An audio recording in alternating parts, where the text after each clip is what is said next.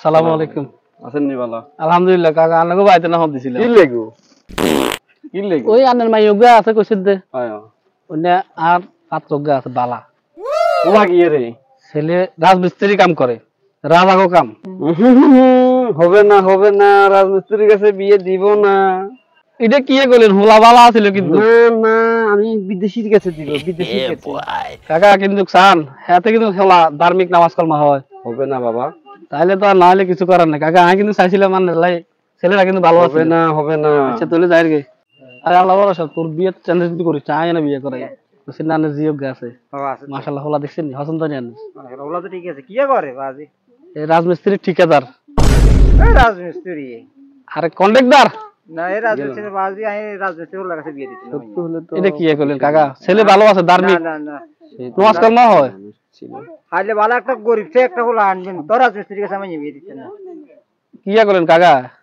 এটা তো আপনাদের হোলা বালা বলি আনছি আপনার আর কাছে এক তুফান আইলে কাম বন্ধ আর আর মানে রেখা পাবো গিয়ে এর রিক্সা ড্রাইভারের কাছে দিন দরকার তোর রাজমিস্ত্রির কাছে আমি বিয়ে দিচ্ছি না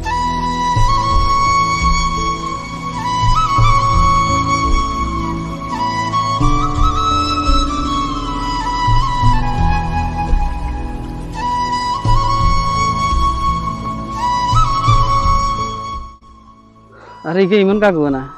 আসসালামু আলাইকুম কাকু কি তো আপনার মন খারাপ লাগছেন কি হয়েছে কাকা বাজি কি কইতাম উড়েন সাই কি হয়েছে সাই আরে শরীর কি খারাপ নেই লাগছেন জ্বর আছে শরীর খারাপ ন তুমি তো জানো আমি সাধারণ মানুষ কৃষক খুব কষ্ট করি মাইয়া করে হালি চালি বড় করছি তুমি একটা প্রস্তাব লই আইছো আমি বিয়ে শাদী দিই নতুন প্রস্তাবে প্রবাসী জামাইছে ইতালির জামাইছে বিয়ে দিছি বিদেশি জামাইছে জামাই ভালো আছে আলহামদুলিল্লাহ জামাইকে ভালো হয়েছি কিন্তু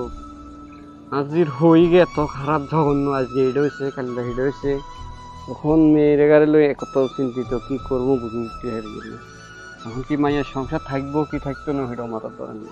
কেউ কাকা আমি কিন্তু আপনার কর্মী বুকে খোলা আনছিলাম খোলা রাজমিস্ত্রি কাম করলে কি এত তো মানুষ এত গ্রামে থাকতো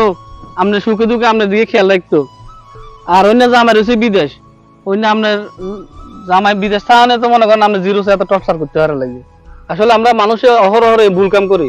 রাজমিস্ত্রি মনে করি হাতের মানুষ মনে করি না আজকে যদি মানুষের চোখে দেখতো তাহলে কিন্তু আপনার মায়েরও আপনি হের কাছে বিয়ে দিতেন এখন কি করবেন যদি তালাক হয়ে যায় তো আর কইয়েন তাহলে আমি চাই তোমার রিজেক্ট কোনো হলা নাহলে আমি বিয়ে হওয়া দিব সমস্যা নেই পেশা কোনো মানুষের মর্যাদার মাপকাঠি হতে পারে না একজন রাজমিস্ত্রি হয়তো স্যুট প্যান্ট পরে অফিসে যায় না কিন্তু প্রতিদিন কঠোর পরিশ্রম করে ঘাম ঝরিয়ে উপার্জন করে সে কারো অধীনে নয়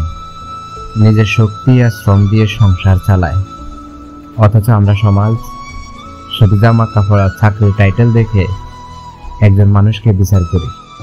আমরা ভুলে যাই একজন রাজমিস্ত্রির হাতে গড়ে ওঠে আমাদের ঘরবাড়ি স্কুল হাসপাতাল এমনকি মসজিদ পর্যন্ত তার হাতের ঘামেই তৈরি হয় আমাদের স্বপ্নের ভবিষ্যৎ তাহলে কেন শুধু পেশা দেখে আমরা তাকে অবহেলা করি বিয়ে যদি হয় দুটি হৃদয়ের মিলন তাহলে পেশা কেন সেখানে বাধা হবে আসুন চিন্তাধারায় পরিবর্তন আনুন